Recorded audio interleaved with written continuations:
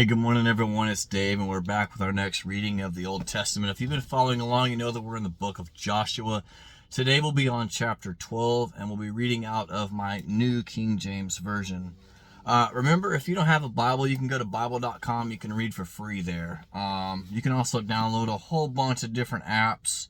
I like the YouVersion app, but you can use whatever you like. Take advantage of that. Just remember, there are some people in some countries who they don't have the same right that you do. Okay. So this is my New King James Version, large print.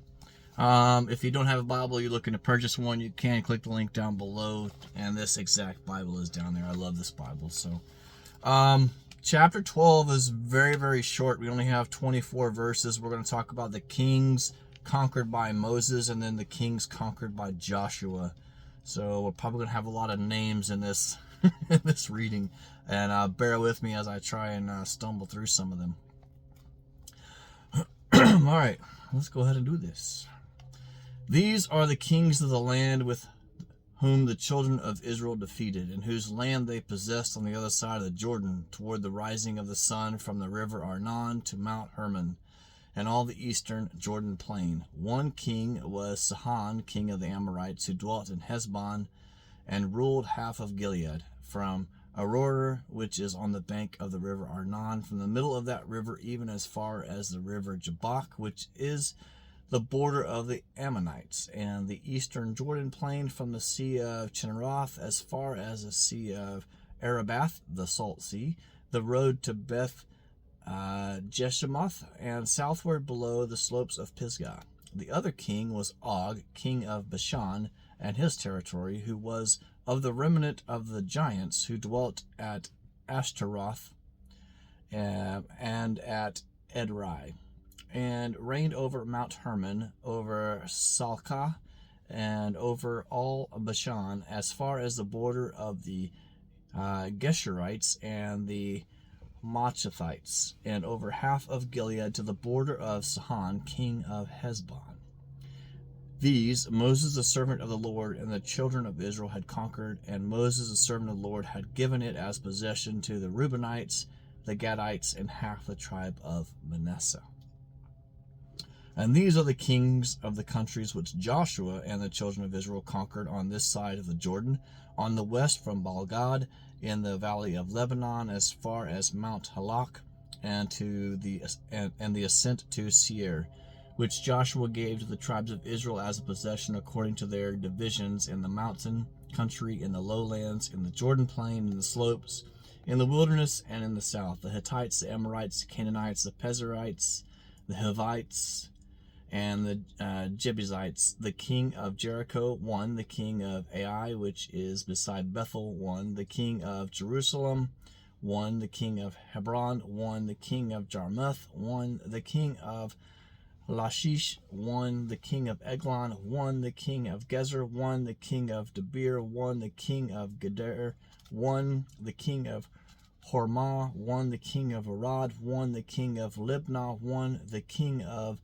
Adullam, one, the king of Mekkedah, one, the king of Bethel, one, the king of Tapua, one, the king of Hepher, one, the king of Aphek, one, the king of Lasharon, one, the king of Madon, one, the king of Hazor, one, the king of Shimron Meron, one, the king of Archshapheth, one, the king of Tanash, one, the king of Megiddo, one, the king of Kadesh, one, the king of Jokneam in Carmel, one, the king of Dor in the heights of Dor, one, the king of the people of Gilgal, one, the king of Tirzah, one, all the kings 31. Wow. The Lord was most definitely on Joshua's side. I would have to say that. A very interesting read. I know there's a lot of debate about who owns certain areas over there in that region. Well, I think the Bible brings it out plain and clear as to who owns those regions, because God himself gave it to the children of Israel. So I'll just leave that at that. Another thing that I found interesting in here was the one king that Moses conquered, the king of, what was it? Let me find it here. The king of the giants. Where was that? Oh, what verse was that? Oh man, I can't remember. I can't find it. Anyways, I like how it actually spoke about giants being in there, and we know that they were because they were mentioned in other chapters and other books that aren't part of the canon Bible. But anyways, pretty cool. I hope you guys enjoyed today's reading. I did. That was actually really good. So tomorrow we'll be on hopefully tomorrow we'll be on chapter 13. It looks like it's another short read too, I believe. Let's just take a look here and see. While I'm doing that, thank you all so much for following me. Thanks for all of your comments, your love, support. Yeah, it's like 33 verses for the next chapter.